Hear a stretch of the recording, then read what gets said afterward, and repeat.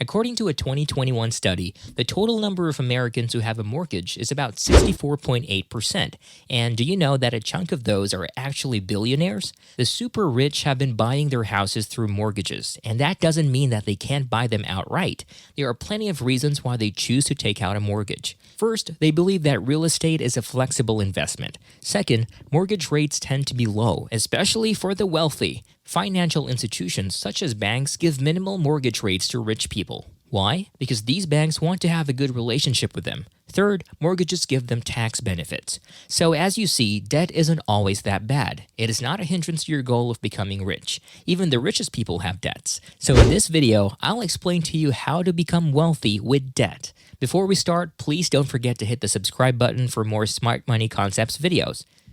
We're all led to believe that debt is bad and causes a huge dent in our financial progress. No, it's not. There is a vast difference between good and bad debt, and I'll explain it to you in the next few minutes.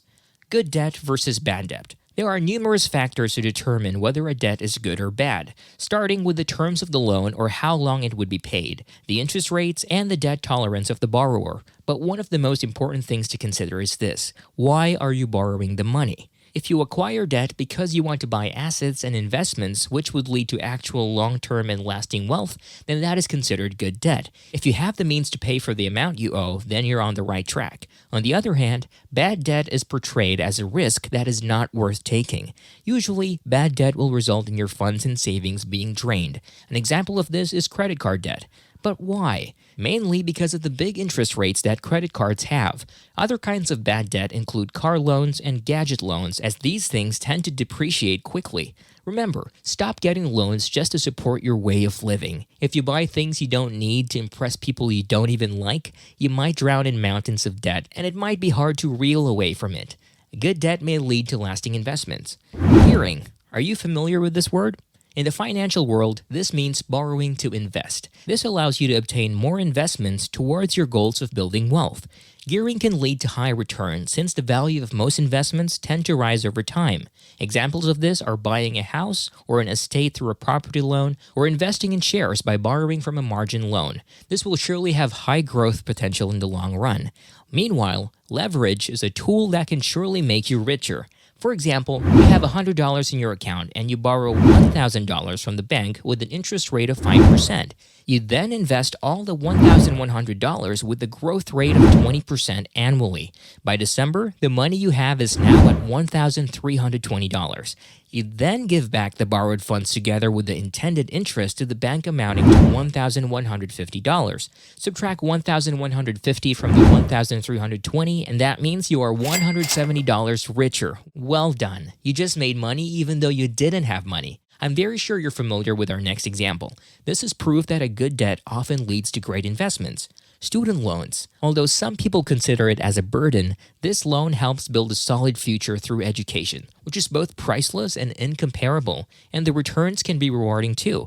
Just make sure that you get loans that have low interest rates. Federal student loans provide a fixed interest rate so it won't change over time. Even though we've covered in another video that the wealthy often don't splurge on costly formal education, know this: if you should obtain a student loan and pay it off on or before the due date, you will also be building your credit, as well as increasing your credit score. This will come in handy when you need to purchase a home or other valuable assets, or apply for a small business loan, and large lending institutions will take you seriously. Also, did you know that the super rich also use debt to diversify their investment portfolios? They borrow against their concentrated stock position in a company to buy stocks from other companies and firms. This also helps them delay paying their capital gains tax. All positive examples aside, borrowing money is still quite risky. There are times when an investment value may decrease, leading you to lose more money than your initial capital.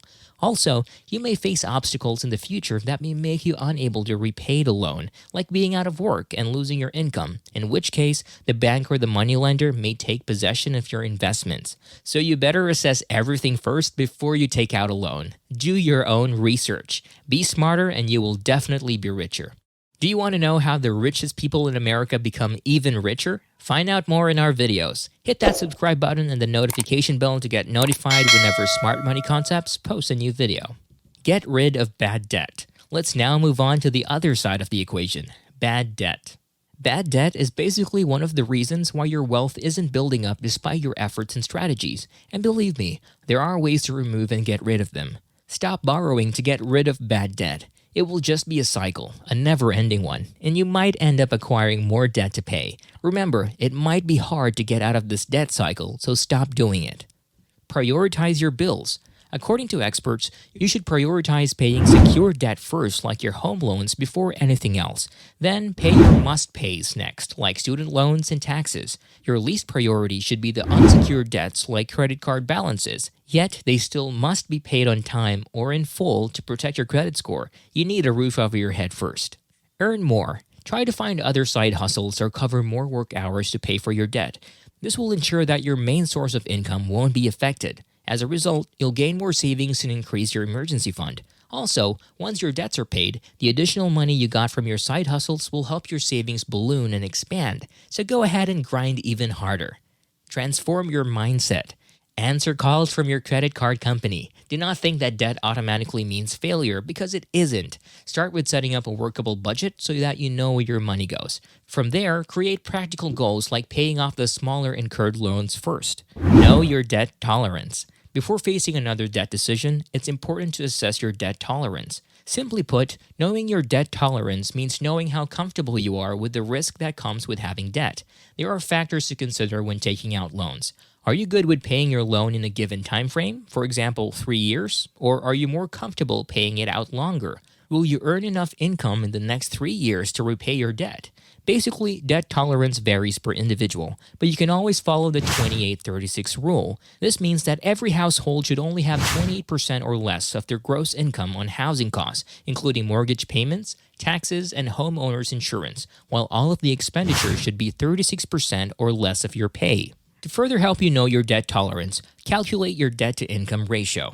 I know you're asking, what is it? Debt-to-income ratio lets you know if you can still afford to pay for a debt you're about to incur. Compare your current monthly debts to your present monthly income to gauge your debt tolerance. The calculation goes like this. Say your mortgage, student loan, car loan, and credit card balances have a total of $2,500, and your monthly income is $5,000. If you divide $2,500 by your total gross income of $5,000, you get 0.5. Multiply 0.5 by 100, and you get 50%. This means that your debt-to-income ratio is 50%. And you know what? This is not ideal. The standard debt-to-income ratio should be 36% or less. So if you think you won't be able to commit to paying a certain loan and it would only cause you anxiety and sleepless nights, you can always say no. Want to know how to get wealthy even when you have debt? Hit the subscribe button and the notification bell to get notified whenever Smart Money Concepts posts a new video. Recycle your debt. But wait, there's more. I have another strategy for you to be able to build your wealth using debt. Recycle it. Using this approach, you can transform your inefficient debt into an efficient one. For example, you can use the equity of your present home to buy an investment asset. This asset may be another property or even shares. Debt recycling can even help you convert your non-deductible tax into a tax-deductible one. Imagine the tax benefits you'd get from this. It could also be a way of creating passive income if you do it right. But just like with any other approach, debt recycling also has risks. This happens if your chosen investment becomes futile or the interest rates suddenly surge. So it's essential to take a look at your financial situation. Every bit of it, your existing loans, current assets, cash flow, and full expenditures, so you can use this strategy and generate positive wealth out of negative debt. I hope this video helped you realize that you can maximize your wealth building potential even if you have debt. But remember, for your own financial stability, always strive to balance saving money and having debt. Before you assess your debt-to-income ratio and go all in on becoming the next millionaire, you should click the like and subscribe buttons now to make sure that you don't miss our next video.